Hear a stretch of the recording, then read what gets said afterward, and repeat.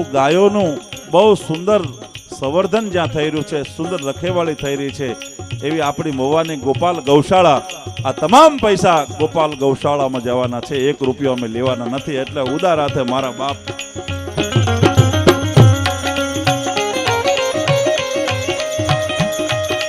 અને સાહેબ આ બુટાણી પરિવારને આવડ્યું બહુ સારું.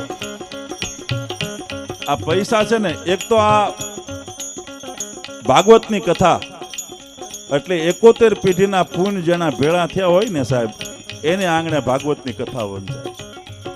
71 પેઢીના પર્યાજના આંગણે તરી જાય એવી ભાગવત કથા વિરાજમાન છે. અને જે પૈસા થાય એ ગાયો માટે પૈસા વપરાય.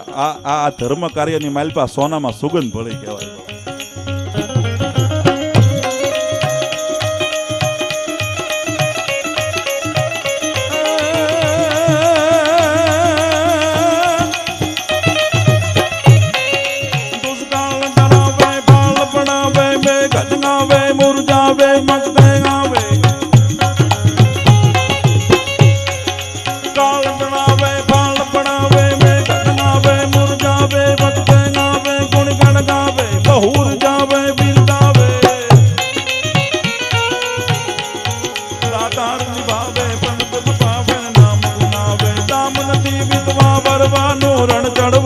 ના મરદાન કામ નથી જી, ના મરદાનો કામ નથી.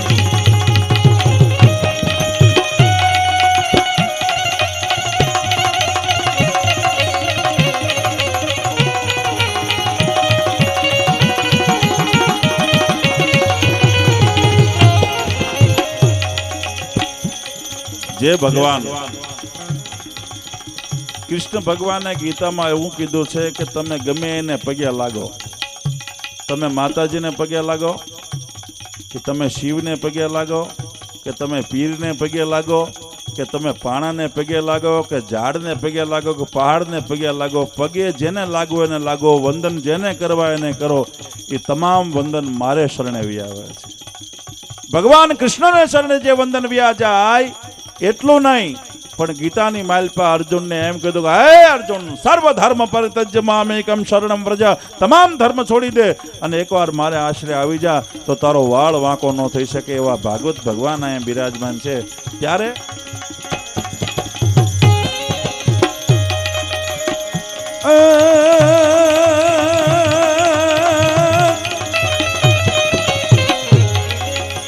નવરાત નવેલી બનિયલ વેલી ભાવ બનેલી ભબકેલી ગણધર કર ગેલી કમર કસેલી સંગ સહેલી સાધેલી.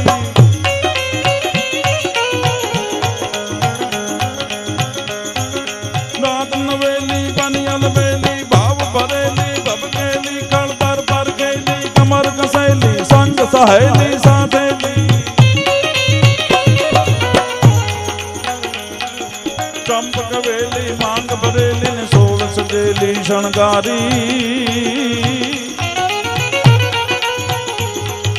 ચામુંડા ચંડી ધજા પ્રચંડી હસુર વિકંડી અવતારી જી હસુર વિકંડી અવતારી જી હસુર વિકંડી અવતારી જી હસુર વિકંડી અવતારી જી હસુર વિકંડી અવતારી જી હસુર વિકંડી.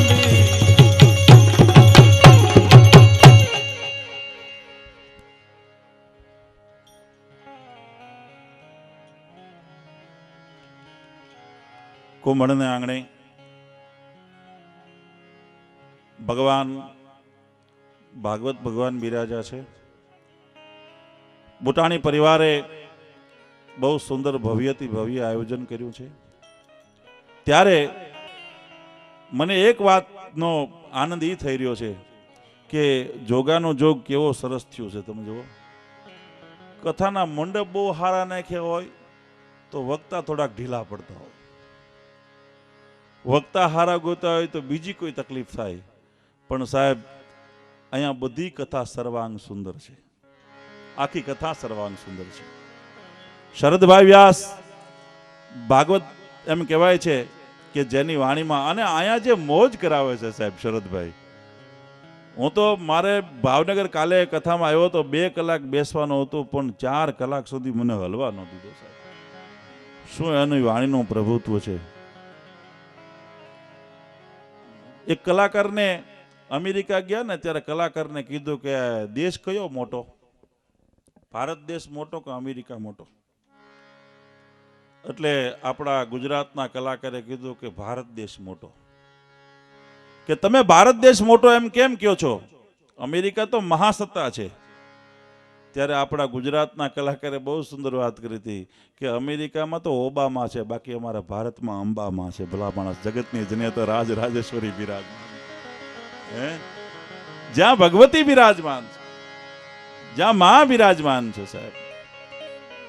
હા, અને અહીંયા તો તમે જુઓ, મારે હમણાં પ્રમ દિવસે કાર્યક્રમ હતો ઊંઝાની બાજુમાં. તે ઊંઝાની બાજુમાં મારો પ્રોગ્રામ ને ગામના સરપંચ મેરણભાઈ ગઢવીને શાલ ઉડાડીને સન્માન કરશે. તો સામેથી સરપંચ ઊભા થયા અને 5 મિનિટ થઈ, 10 મિનિટ થઈ, શાલ પકડીને ઊભા. મેં કીધું આ સન્માન કરશે કે અપમાન કરશે? એટલે પછી માઇક ઉપરથી કીધું, મેં કે સરપંચ શાલ ઓઢાડ્યું હોય તો ઓઢાડી દો ને. ત્યારે સરપંચે કીધું કે તમે સુઈ જાઓ ત્યારે ઓઢાડું ને. હવે ઈ વાટે ઉભેલા, બોલો, પીરને હોડ ચડાવી એમ. પણ કહેવાનો મારો અર્થ એટલો છે કે અહીંયા તો આ કાર્યક્રમ જ બહુ આનંદનો કાર્યક્રમ છે. અને અમારા ગીગા બાપુએ મને કીધું, ગીગા બાપુ જો બેઠા છે, મને કે ભગત બાપુની કવિતા અને કવિ વિચાર તમે કરજો. ઝવેરચંદ મેઘાણીને કવિ કાગ, એ તો લોક સાહિત્યની ડાબી જમણી બે આંખ છે સાહેબ. લોક સાહિત્યની ડાબી જમણી બે આંખ છે. પણ ભગવાન જ્યાં બિરાજમાન છે, અમારે ભગત બાપુની પંક્તિથી જ આજના કાર્યક્રમની શુભ શરૂઆત કરું. એ જી આજ વાગ્યા છે એ વધાયું કે રાજો ને પાવા રે નંદ ભાવાજી.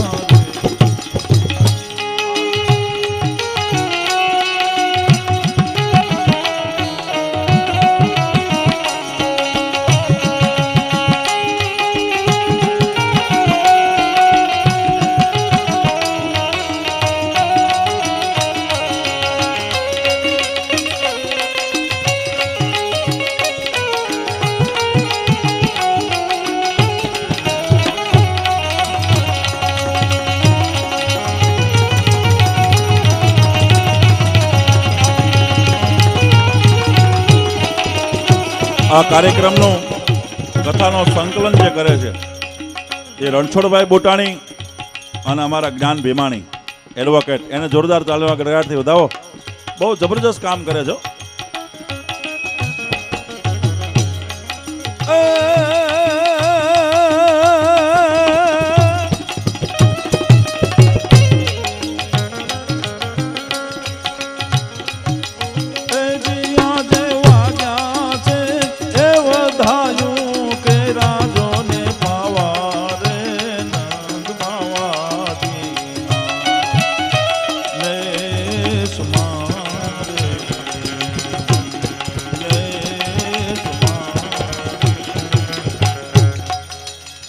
આજ વાગ્યા છે વધાયું કેરા પાવા નંદ બાવાજીના નેહમાં.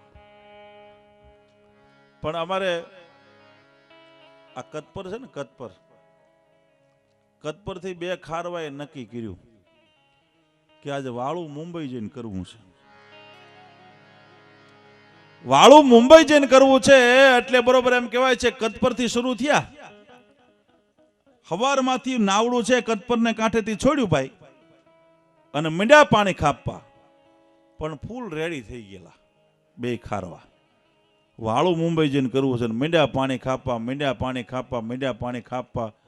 એટલે બપોર થયો ને રોંઢો થયો ને હાંજ પડી, રાતના 9 વાગ્યા ને લાઇટો કિનારે દેખાણી. એટલે ઓલા બે ખારવાએ કિનારે હતા ને માણસો, એને કીધું ક્યું શહેર આવ્યું? એ કે કતપર. કે કયું શહેર આવ્યું? કે કતપર. અરે પણ કે આ હવારથી અમે પાણી ખાપીએ છીએ, એનું કારણ શું? ત્યારે કાંઠે ઉભા હતા, એને વાણ જોઈને કીધું કે લંગરિયા તો છોડો, આ લંગરિયા જે બાંધ્યા એ તો છોડો.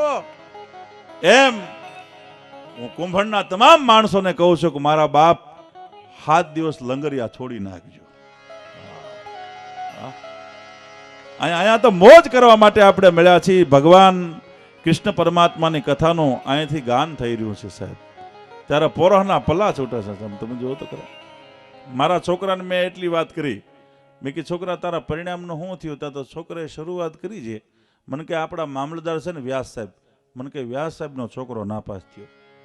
મેં કીધું વ્યાસનો ભલે નાપાસ થયો, તારા પરિણામનો શું થયું? ત્યારે કીધું મને કે કલેક્ટર છે ને રાવ સાહેબ, મને કે રાવ સાહેબનો છોકરો નાપાસ થયો.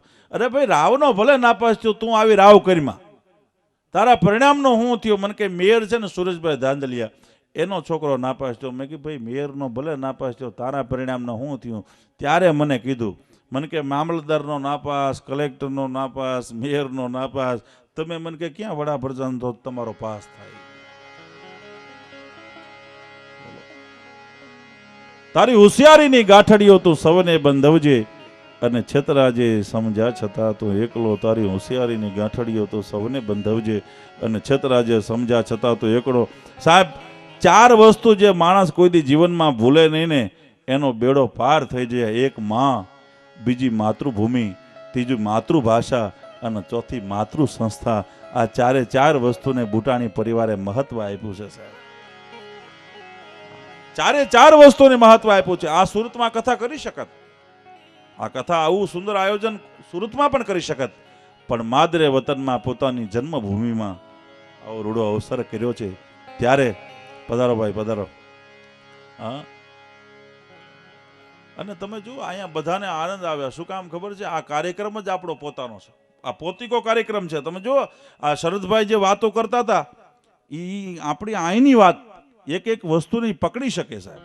હા, નગર ગુજરાતમાં માદણું સમજાવતા 15 દી થાય, કારણ કે માદણું એ તો આપણું છે ને અહીંનું, એ ગુજરાત વાળાને ખબર ન હોય. હા, મારે એક પ્રોગ્રામ હતો ને દુબઈ, તો મને કીધું, મને કે મેરાણભાઈ ઓલું ગીત ગાજો. મેં કીધું કયું? મને કે આગળ રે મોરબીની વાણિયાણ મચ્છું પાણી જાય, અને પાછળ રે શિવાજી ઠાકોર સોડા પાવા જાય. એટલે કીધું સોડા પાવા નહીં, ઘોડા પાવા. એને એમ કે દરબાર ઠંડુ પાવા જતા હોય છે. એને ખબર જ નથી લોક સાહિત્ય શું છે. જેને ખબર જ નથી સાહેબ. તમે જુઓ તો ખરા. હવે આ બુટાણી પરિવારે આવું સુંદર, લાલજીભાઈ ભાઈએ બધું સુંદર આયોજન કર્યું, ત્યારે આપણે એમ કહેવાય કે હાથ પેઢીના પૂન તમારે ભેગા થયા ત્યારે આવું કામ થાય. બાકી નરેન્દ્રભાઈ મારો જેલમાં પ્રોગ્રામ રખાવેલો, અમદાવાદ સેન્ટ્રલ જેલમાં, અને અમદાવાદ જેલમાં પ્રોગ્રામ 2000 કેદીઓ હામાં બેઠો. હવે એના વખાણ કેમ કરવા? તમે વિચાર કરો. મોજમાં પ્રોગ્રામ તો લઈ લીધો, પણ આ કેદીના વખાણ કેમ કરવા? એને એમ કહેવાય કે બાપા તમારા હાથ પેઢીના પૂન ભેગા થયા, ત્યારે તમારે અહીં ભરતી થઈ. એને કહેવું શું? એટલે પછી હું બોલ્યો, મેં કીધું ભાઈ તમે બહુ સારી જગ્યાએ કીધું તમે અહીં આવ્યા છો. જ્યાં કૃષ્ણ ભગવાન જેલમાં હતા ત્યાં તમારે કીધું ભરતી થઈ છે. ત્યાં તો એક કેદી લાલ ઘોમ મારી સામે આંખો કરીને મને કે ગઢવી, કૃષ્ણ તો રાતો રાત ભેગા, તો હું તો 14 વર્ષથી અહીંયા હલવાણો છું. તારા ભાગ બીજું તો શું થાય? મેં કીધું હવે નીકળી અહીંથી. પણ કહેવાનો અર્થ એટલો છે કે આવો સુંદર કાર્યક્રમ છે. ત્યારે એક પંક્તિ મને યાદ આવે છે કે શબ્દ એક શોધો તો આખી સંહિતા નીકળે. શબ્દ એક શોધો તો આખી સંહિતા નીકળે, અને જ્યાં ખોદો તો આખી સરિતા નીકળે. અને હજી ધબકે છે ક્યાંક લક્ષ્મણની રેખા, કે રાવણ જેવા રાવણ બીતા બીતા નીકળે. અને જનક જેવા હજી જો કોઈ હળ હાંકે, તો હજી આ ધરામાંથી સીતા નીકળે. સાવ અનોખી તાસીર છે આ ભૂમિની. આ ભૂમિની તાસીર કેવી જબરજસ્ત, સાવ અનોખી તાસીર છે આ ભૂમિની કે અહીંયા તો મહાભારત વાવો અને ગીતા નીકળે, શબ્દ એક શોધો તો આખી સંહિતા નીકળે, અને કૂવો જ્યાં ખોદો તો આખી આખી સરિતા જ્યાં નીકળે. આવો સુંદર કાર્યક્રમ. અને મને મોજ આવી છે. અમારો મેઘાણીભાઈનું ગીત છે, મોર બની થન ગાટ કરે મન, મોર બની થન ગાટ કરે, મોર બની થન ગાટ કરે મન, મોર બની થન ગાટ કરે.